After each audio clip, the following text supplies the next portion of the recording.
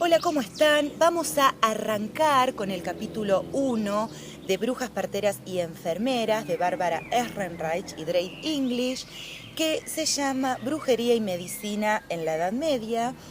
Bueno, y es el capítulo en donde ellas hablan de la quema de brujas como lo que fue, es decir, como una campaña transnacional de terrorismo de Estado orientada a perseguir, criminalizar, torturar y matar mujeres que representaban algún tipo de impedimento o de obstáculo para los cambios sociales que se estaban dando en este momento y que Silvia Federici, en Calibán y la Bruja, asocia al desarrollo del capitalismo. Bárbara Ehrenreich y Drake English se detienen en especial en los cambios que estaban dándose dentro del ámbito de la medicina, y ellas lo que dicen es que implantar a los médicos varones universitarios en un ámbito que estaba dominado por las mujeres, que ya tenía una serie de prácticas establecidas, que ya tenía gente interesada incluso, bueno, justamente tuvo este propósito específico de sacar a las mujeres de este lugar y empezar a tener el monopolio masculino de la medicina para su propio beneficio. De hecho, pensemos que las primeras universidades surgen en el siglo XIII en el ámbito de la Iglesia, que de esta manera se garantizaba controlar la medicina, porque la Iglesia había sido muy reacia a la medicina. Estos médicos universitarios no tenían trato con pacientes reales durante sus prácticas, leían a Platón y para diagnosticar seguían la teoría de los 4 humores de Hipócrates, que es una teoría de la Grecia antigua y que lo que planteaba básicamente es que en el cuerpo humano hay 4 líquidos y del equilibrio de estos 4 líquidos depende la salud.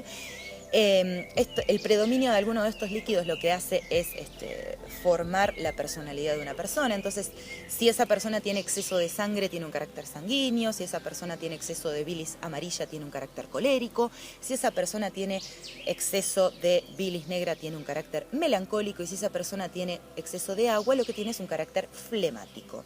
Y el problema fundamental de esta teoría es las curas que los médicos varones universitarios proponían a partir de ella, porque si determinaban que la enfermedad estaba dada por un exceso de aire, es decir, por un exceso de sangre, la cura que proponían era la sangría, lo que en general terminaba matando al paciente. O si la enfermedad estaba determinada por un exceso de calor, es decir, un exceso de bilis amarilla, también la cura era una purga que muchas veces terminaba siendo mortal para el paciente. Por eso, Bárbara Ehrenreich y Drake English dicen que entonces también es el momento en que se está dando la profesionalización de los oficios, y entonces quitar a las mujeres medicina para implantar a los médicos varones universitarios también es parte de este proceso que se está dando en Europa de profesionalización. Pensemos que los oficios estaban organizados en talleres a través de gremios, y justamente los gremios empiezan a cerrar filas.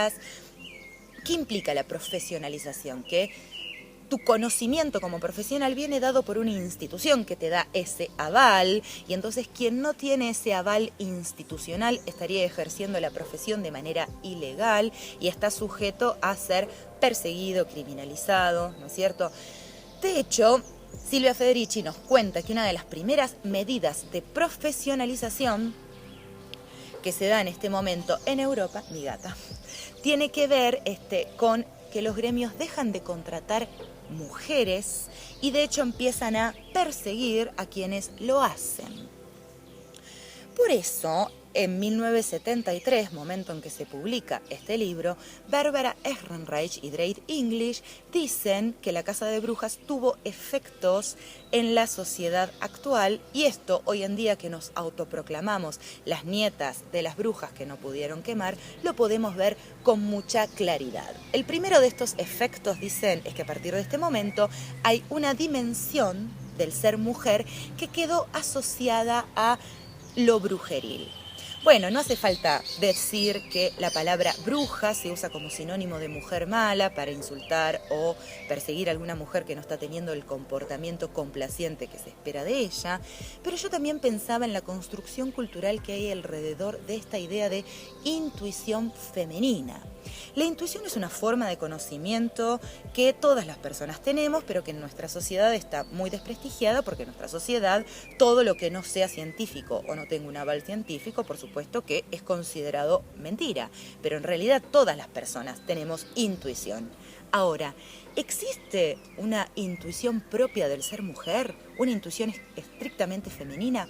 No lo sé, puede ser, pero yo creo que lo que socialmente se llama intuición femenina tiene que ver en realidad con una serie de estrategias de supervivencia, de tretas del débil, diría Josefina Ludmer, que tiene que ver con la mujer ocupando siempre este lugar subalterno en la sociedad y esta vulnerabilidad que implica no tener nunca el poder. Entonces, las mujeres hemos ido desarrollando otro registro de experiencia que tiene que ver con leer de otra forma ciertas situaciones o ciertos detalles, adelantarnos a ciertas situaciones para protegernos justamente de esta vulnerabilidad de ser sujetos oprimidos. El segundo de estos efectos, en la actualidad, dicen las autoras, es que toda mujer que se dedica a un ámbito de la medicina no universitaria, una medicina alternativa, podríamos decir, automáticamente está asociada a toda esta carga peyorativa que tiene la palabra curandera, como superstición, mentira. Pensemos, por ejemplo, en lo hondo que ha calado en nuestro imaginario esta idea, este estereotipo de la adivina con un turbante en la cabeza, con uñas largas, con una bola de cristal que dice mentiras, como aparece en el capítulo de Los Simpson cuando Lisa le va a preguntar sobre su futuro. O yo también pensaba, por ejemplo, en una serie muy exitosa de los 90, perdonen Centennials, ustedes quedan afuera, pero esta fue una serie que para gente de mi generación fue muy popular.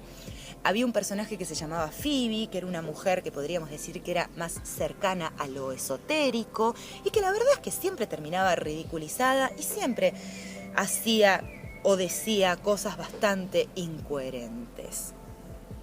Bueno, y el tercer de estos efectos que tuvo la quema de brujas en la actualidad, dicen estas autoras, es que sentó un precedente violento y una advertencia hacia el futuro. Y esto lo podemos ver en que en Argentina, por ejemplo, se sigue sucediendo un femicidio cada 29 horas, o en el hecho de que por el confinamiento social obligatorio producto de la pandemia de COVID-19, todos los delitos bajaron, menos los delitos asociados a violencia de género.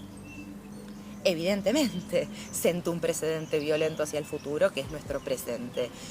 Dice Silvia Federici justamente que gracias a todo este disciplinamiento extremo que fue la caza de brujas, en el siglo XIX se logra implantar, incluso entre las clases populares, este ideal del ama de casa a tiempo completo, que no se mete en cuestiones políticas y económicas de la familia o de la sociedad, porque no es su ámbito, sumisa, abnegada, siempre ocupada en sus quehaceres y siempre disponible para brindar apoyo material o emocional a sus hijos o marido, porque es una persona que no vive para sí misma, sino para los demás. Por eso, entonces, tenemos que pensar que la caza de brujas transformó nuestra sociedad y la moldeó de una manera machista, y esto no lo dicen las autoras, lo digo yo, pero creo que esto permitió entonces que a fines del siglo XVIII se empezara a construir un mundo totalmente sin nosotras, porque hemos sido dejadas afuera de todos los lugares de toma de decisión, de todas las instituciones, y así es como se construyó este mundo, con las mujeres como sujetos subalternos.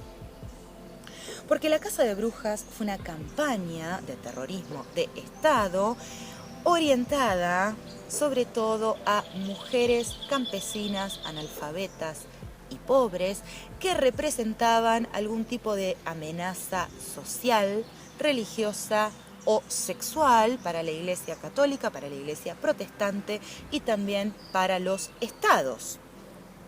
No hay datos precisos sobre la casa de brujas, porque como sabemos muchos registros se perdieron o fueron quemados, y también mucho de lo que nos llega hoy en día tiene que ver con el registro que hizo la misma élite que persiguió a las mujeres de estos hechos. Sin embargo, las autoras logran consignar algunos datos más que escalofriantes. Dicen, por ejemplo, que entre fines del siglo XIV y principios del siglo XV se registraron millones de ejecuciones, que en Alemania hubo 900 ejecuciones en un año, que en la ciudad de Petersburg, por ejemplo, hubo 600 ejecuciones en un año, en la ciudad de Como hubo 1000 en un año. Pensemos que el año tiene 365 días, o sea, esto nos da un promedio de 3 ejecuciones por día. En la ciudad de Toulouse hubo 400 ejecuciones en un año y el 85% de estas víctimas fueron mujeres, niñas y ancianas que, como ya dijimos antes, venían del ámbito del campesinado y en general eran analfabetas y pobres. A nivel histórico hay dos explicaciones que tienen un consenso generalizado y que por supuesto son explicaciones que vienen desde un lugar, una interpretación muy patriarcal de la historia. La primera de estas interpretaciones indica que hubo de repente una oleada de histeria colectiva, que los campesinos se volvieron locos, sedientos de sed y sedientos de sangre y violencia, y entonces emprendieron contra estas mujeres. Esta es esta idea que aparece en películas y que existe todavía muy fuerte en nuestro imaginario de los campesinos yendo con azadas y con fuegos prendidos a buscar a alguien para hacer una especie de linchamiento público que va a terminar en una hoguera. Esta fue la explicación que se le dio, por ejemplo, a lo que fue las brujas de Salem en Estados Unidos, en Nueva Inglaterra, en 1692. Y esta idea también de la gente enloquecida buscando una especie de chivo expiatorio que tiene la casa de brujas está muy instalada, sobre todo en hombres que hoy en día intentan defenderse cuando sale a la luz algún caso de abuso que ellos perpetraron. Pienso, por ejemplo, en Woody Allen, que cuando tomó estado público los abusos que él perpetró sobre su hija, Dylan O'Sullivan Farrow, él tuvo el tupé de decir que era víctima de una casa de brujas. Bien. La otra interpretación que se le dio a la casa de brujas es que las locas fueron las brujas. Y para eso, Barbara Ehrenreich y Drake English citan a Gregory Silburg, que fue un famoso psiquiatra e historiador de la psiquiatría de la década del 50, que él dice, voy a leer: los millones de hechiceras, brujas, endemoniadas y poseídas constituían una enorme masa de neuróticas y psicóticas graves. Durante muchos años el mundo pareció haberse convertido en un verdadero manicomio. Es decir, que entonces se las quemaba porque estaban locas. O sea, eso es lo que se hace con una persona que está loca. Estas dos interpretaciones, que como ya dijimos son totalmente patriarcales, son maniqueas, son totalmente erróneas. Además, algo que me llama muchísimo la atención es que los historiadores que siguen estas interpretaciones tampoco se preguntan sobre los orígenes de esta supuesta epidemia de locura, tanto en el caso de los campesinos o en el caso de las mujeres, según sea la interpretación que eligen, porque no es común tampoco que toda la sociedad se vuelva loca de repente. Algo tuvo que haber pasado. Sin embargo, eso tampoco se lo cuestionan. Toman esa explicación posible y listo, se sigue adelante.